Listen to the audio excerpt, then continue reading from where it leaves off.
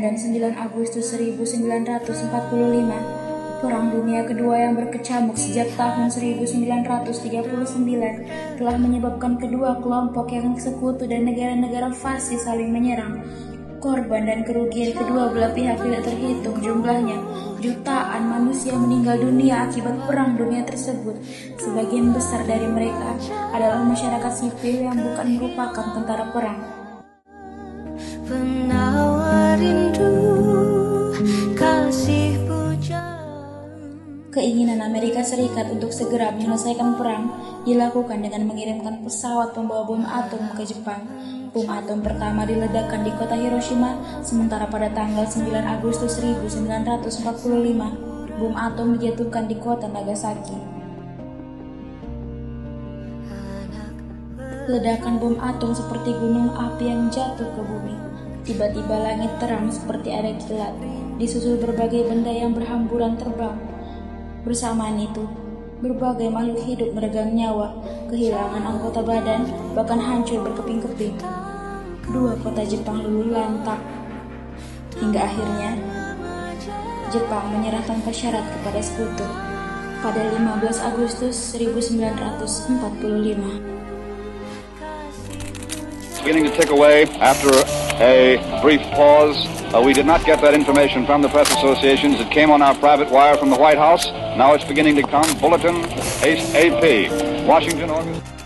Pada masa ini alat komunikasi dikuasai oleh Jepang. Namun, para tokoh pejuang berhasil mengakses beberapa informasi dunia dengan berbagai cara. Radio sebagai alat yang paling berperan pada masa tersebut telah disegel oleh Jepang.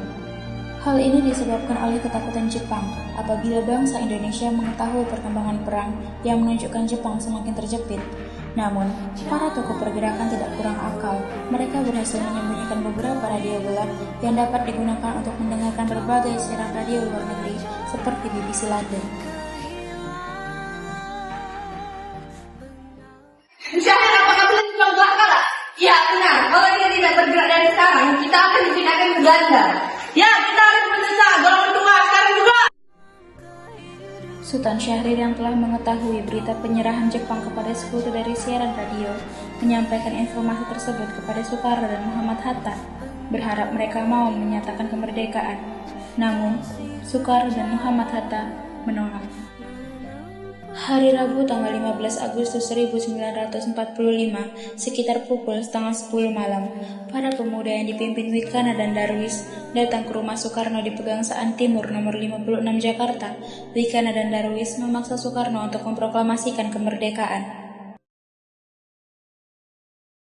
Bung, kita harus menerima ini. Jika kita besok terjadi pembunuhan besar-besaran. Habisi oleh saya sekarang juga. Jangan tunggu besok. Karena kita butuh perhitungan, kita tidak boleh mati konyol di depan Jepang. Kita tidak butuh perhitungan, kita butuh merdeka. Ancaman para pemuda gagal memaksa Soekarno dan golongan tua untuk segera memproklamasikan kemerdekaan. Malam itu juga, sekitar pukul 12, tanggal 15 Agustus, para pemuda mengadakan pertemuan di Jalan Cikini 71 Jakarta. Dipimpin oleh Singgih, mereka sepakat membawa Soekarno dan Muhammad Hatta keluar kota dengan tujuan agar kedua tokoh ini jauh dari pengaruh Jepang. Bung Karno, kita harus pergi. Jakarta sudah tidak aman. Mana kita akan pergi? Kami akan menunggu kalian dari Jepang. Dipilihnya daerah Koeda dan Rengas Dengklok karena daerah itu terpencil, yaitu 15 km dari Kedung Gede, Karawang.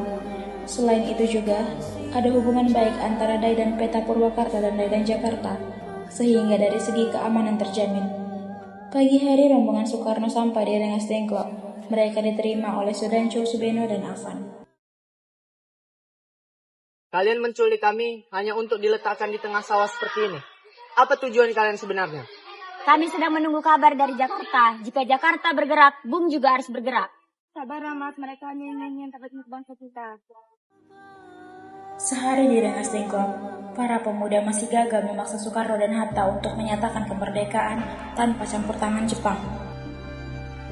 Jakarta riuh, karena tanggal 16 Agustus 1945 seharusnya diadakan pertemuan PPKI, tapi Soekarno dan Muhammad Hatta tidak ada di tempat. Ahmad Subarjo segera mencari kedua tokoh tersebut, hingga akhirnya ia ditunjukkan dan diantarkan ke Rengas Dengklok oleh Yusuf Kunto. Ahmad Subarjo tiba di Rengas Dengklok pukul 5:30 sore untuk menjemput Soekarno dan rombongan. Namun, kecurigaan para pemuda terhadap Ahmad Subarjo masih terjadi. Apakah kalau Soekarno dan Hatta kembali ke Jakarta, proklamasi kemerdekaan bisa dilaksanakan? Lepaskan mereka, dengan nyawa saya berjanji proklamasi akan dilaksanakan besok. Pasti!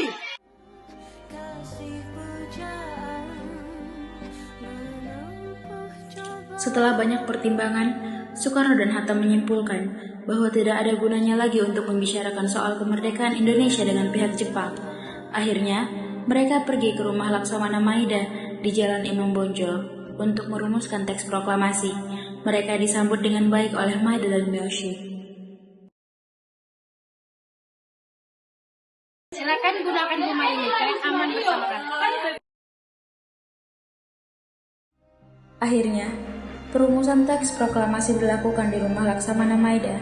Rumah Laksamana Maida dianggap paling aman dari gangguan yang sewenang-wenang dari pihak Jepang. Perumusan teks proklamasi dilakukan oleh Soekarno, Muhammad Hatta, dan Ahmad Subarjo. Beberapa tokoh juga turut mendampingi seperti Miyoshi, Sukarni, Sudiro, BM Diah, dan Sayuti Melik.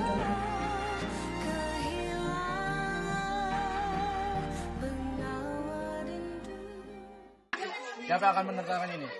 Cukup Bung Karno dan Bung Hatta saja atas nama bangsa Indonesia. Sayuti, ketik ini.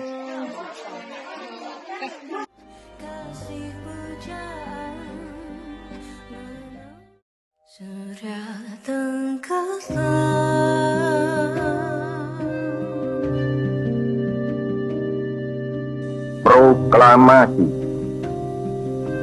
Kami, bangsa Indonesia, dengan ini menyatakan kemerdekaan Indonesia. Hal-hal yang mengenai pemindahan kekuasaan dan lain-lain diselenggarakan dengan cara saksama dan dalam tempo yang sesingkat-singkatnya. Jakarta, 17 Agustus 1945, atas nama bangsa Indonesia, Soekarno, Hatta.